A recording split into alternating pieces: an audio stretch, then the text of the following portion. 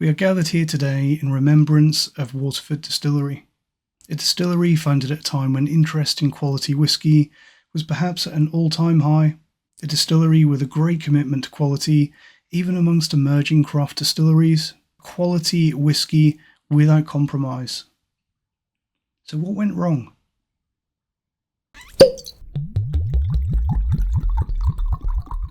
I'm not going to go into the nuts and bolts of what happened to Waterford. There are other videos out there explaining that if you want to have a look. But I think that there are a few things that Waterford Distillery got wrong, and I think a lot of them can really be described as they aimed a little bit too high for an emerging craft distillery. A lot of us are of the opinion that a new distillery shouldn't be charging a premium price for 3-year-old whisky.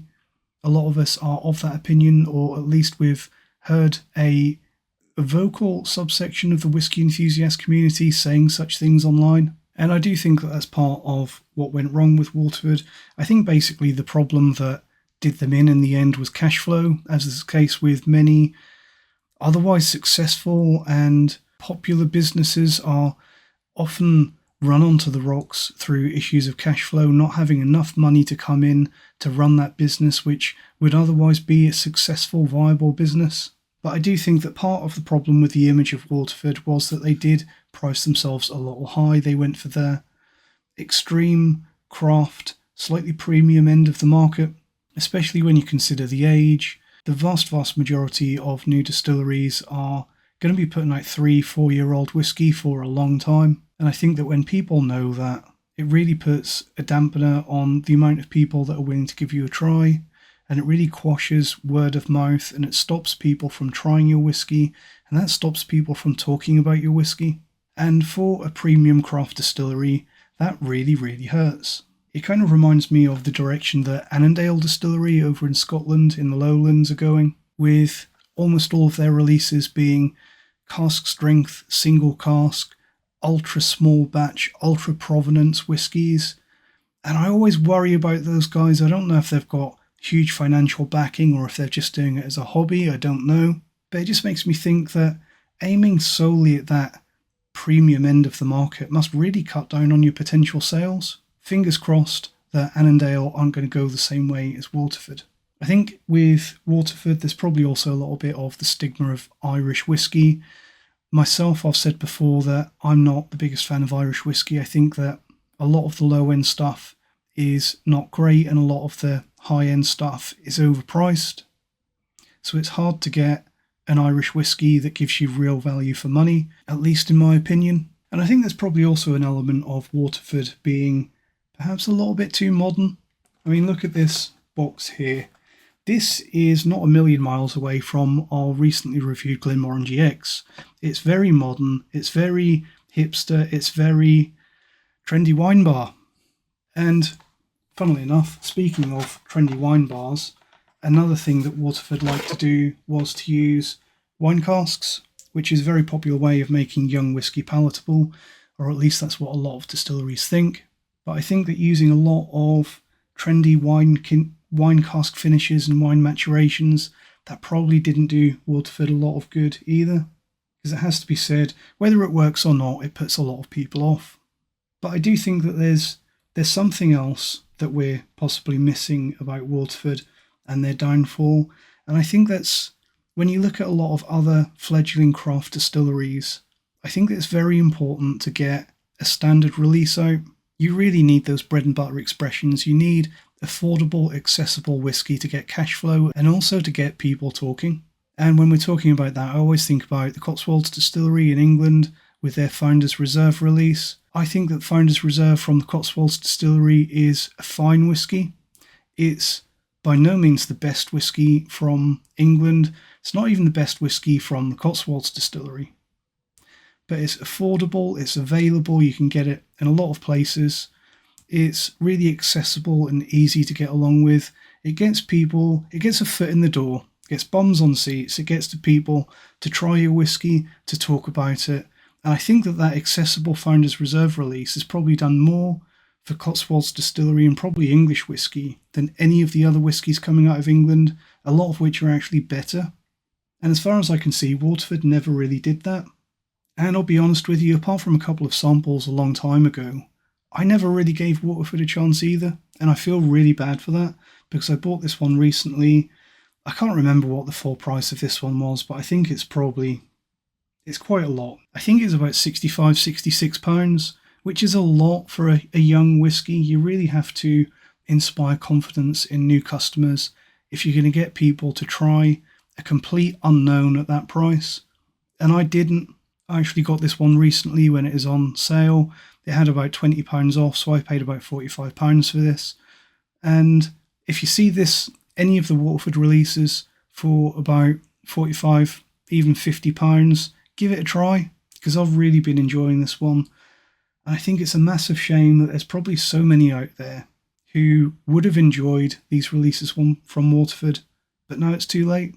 Looking at the specs on this one, like I believe all Waterford releases, this one is bottled at 50% ABV, which is a fantastic drinking strength for a quality whiskey, and I'll be honest, it's my preference for a non-cask strength release these days.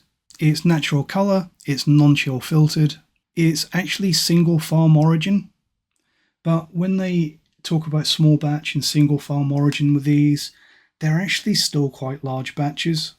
And don't quote me on this, but I saw some possible rumours online saying that the batch size for this is 9,000 bottles. And from what I can see, that's fairly typical of the kind of batch sizes that you get from Waterford. So even though they talk about being a single farm release, it's not really small batch, and you can actually potentially even call this large batch. It's probably on par with a lot of OB releases from a lot of established distilleries. Not that that's necessarily a bad thing. The casks that they've used for this one, we're told that it's been matured in French wine casks, first fill bourbon barrels, virgin oak barrels, and vin de naturel. Ooh, fancy. And you can't talk about Waterford without talking about the bottle, and perhaps more importantly, the stopper. That's a weird thing, isn't it? Honestly, I'm unsure whether I like this yet or not, but hats off to Waterford. They have really gone out of their way to come up with something new and innovative, and that's exactly what we need. I've had so many problems with corks over the last year or so. I am dying for someone to come out with a better solution. So great that they tried something new, and I'll show you what it is.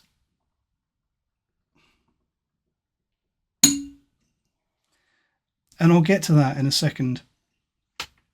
Apologies if that is a little bit unpleasant on my microphone. This is what Waterford have settled on. So it is a glass stopper with a corner seal. Kind of similar to an SAE fitting for any engineers and motor mechanics out there. So this thing it's sometimes marketed as a glass seal, but it's really not.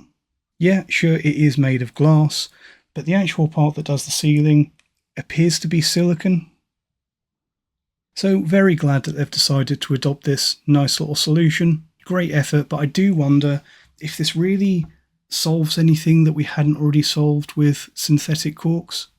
And what I was getting at before when I took this stopper out, you probably noticed that I had quite a job to actually get it out of there. And also that when I did pull it out, unless you pull it perfectly axially, it makes a horrible clinking noise as the glass stopper catches on the edge of the glass lip of the neck. And that just feels a little... it's just a little bit unpleasant. You've swapped that wonderful tactile experience of removing a cork stopper. That wonderful... Not very good pop there. Let's try again. That's the best we're going to get today. But that wonderful tactile experience of removing a cork stopper, the sound, the feeling, the history, the tradition, which is not a reason to stick with unreliable cork closures, but you've replaced that wonderful tactile experience with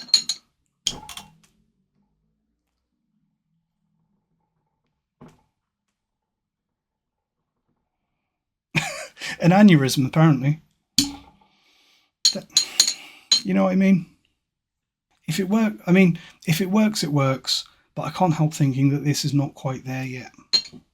So yeah, talking about Waterford and what happened to Waterford and new distilleries, I think that they get some unnecessary or some unfair criticism, these new distilleries, because they're really up against it to make a new distillery work, especially in today's whiskey world. I do think that if you're going to make it as a new whiskey distillery, you either need very, very deep pockets like your Daft Mills, or you need to generate broad appeal and get word of mouth out there. In my opinion, it is so important to get those entry level expressions out and get people talking. The saddest thing about all of this, though, in my opinion, is that Waterford will not be the last of the casualties. We've been talking about the whiskey bubble bursting for probably nearly 10 years now, and it's coming. I think in a way it's already started, and I think that it probably is going to get a lot worse. There will be more casualties in the upcoming whiskey crunch. Hopefully we won't lose too many of these fledgling new craft distilleries, because with their commitment to quality, I really believe that they are the future of good whiskey. So with that little eulogy out of the way, let's get some Waterford. I can't actually remember if I said what this one is, but it is Waterford Single Farm Origin Ballykilcavan Edition 1.2. So the 1.2, I believe, means that it's a slightly older release compared to the 1.1. So let's get some in the glass, see what we've got.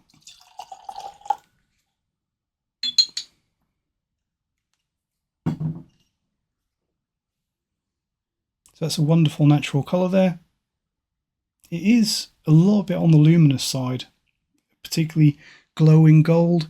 So if we didn't have that guarantee of natural colour, you might be forgiven for thinking that there might be a little bit of artificial colouring in there.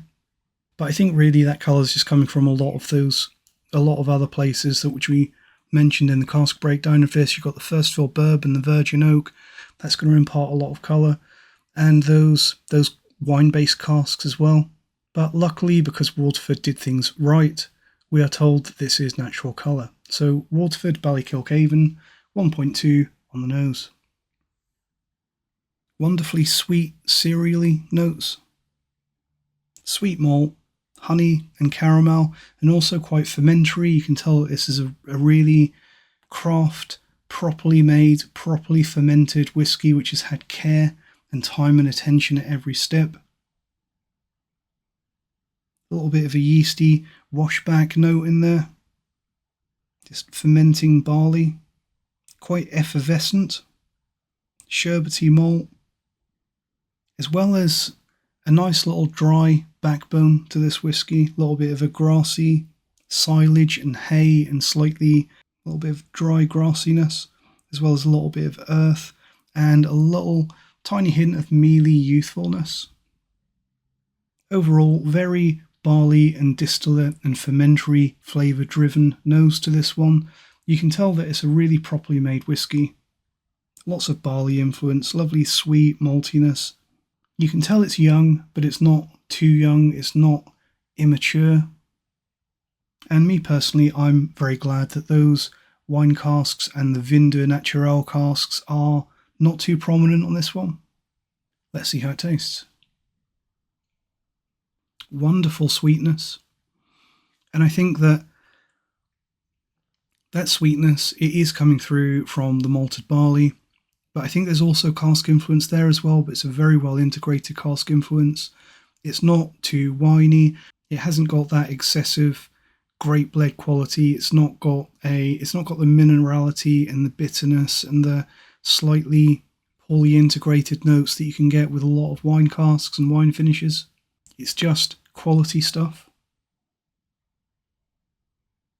Milk and honey, lovely fermentary barley notes, sweet and creamy.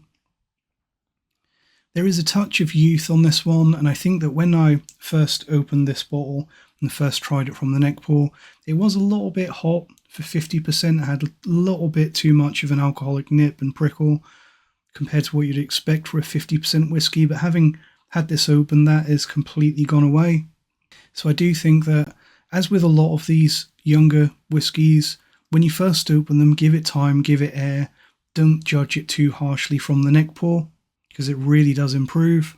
Also getting a little bit of a creamy rice pudding note on the palate of this one. Some rich vanilla, some intense barley sugar, and some lovely red fruit notes as well, fresh strawberries and red fruits. Lovely floral notes coming through on the palate of this one, which I think is probably coming through from those wine casks, although it's done in a very restrained and subtle way. Very well integrated with the already fruity and floral spirit of this one. Not heavy-handed at all. And all the way through the experience of this whiskey, it's always got those barley notes. It's always true to the spirit. Lovely gristiness, and very effervescent too. Fizzy, playful, and increasingly lively on the palate. Let's have one more sip and look at the finish. Fizzy, effervescent, lively, sweet cereals and barley sugar, balanced out really nicely with that slightly earthy and dry grassiness. So me personally, I'm very glad with this one that the cask shenanigans are not too apparent. I think that Waterford, like Kingsbarns, they are very good at balancing gimmicky casks that can really backfire if you're not careful. I think that the wine influence in this one in particular is very restrained, very subtle, and perfectly balanced. I think the end result of this isn't something that would come across as a wine-matured whiskey to a lot of people. It just smells and tastes a lot like a quality bourbon maturation with some extra fruitiness. To me, it's a little bit reminiscent of some of the triple distilled releases from the English Whisky Company in Norfolk, and maybe a cross between something like a Kingsbarn Stream to Dram and a Bruichladdich, because those two were very barley-driven whiskies. They're all clearly craft and quality orientated, and like the early releases from those distilleries, this is clearly young, but not in a bad way. It also constantly reminds me a little bit of the Singleton distilleries, and a lot of people are going to rage quit and turn the video off at that point, but you shouldn't. It reminds me, or it puts me in mind of what I would imagine you would get from the Singleton distilleries if they were allowed to produce proper craft whiskey, a proper ABV without the filtration. But I do imagine that this is the kind of thing that you would get from Dufftown, Glenord, and perhaps Dalmunach, those blend-fodder distilleries, if they were given free rein to make the best whiskey that they can. Because this is very, very good stuff. If you're a fan of straightforward barley-led whiskey with a really high level of quality, then this is probably a good one for you. It has to be said that at full price though, it is an expensive 4-year-old whiskey. £65 for this, as fancy as that stopper is, it's just a little bit pricey. And it's perhaps a lot to ask the general whiskey enthusiast who's got no reason to think that Waterford is anything special if you've never tried it before. £65 is a high ticket price to see what it's all about. I will definitely be looking for more Waterfords though. If I can get them for £45–50, I'll be replacing this one very soon. Possibly with the same Ballykilcavan, or possibly one of the other releases. I've heard good things about all of them. They seem to be a fairly repeatable level of quality, albeit with slightly different flavours, which is a good thing. A little bit of variation in there. But it's just a massive shame that unless someone takes it over and maybe takes on their casks or reopens the operation at Waterford, it's a massive shame that we may never see what Waterford could have been.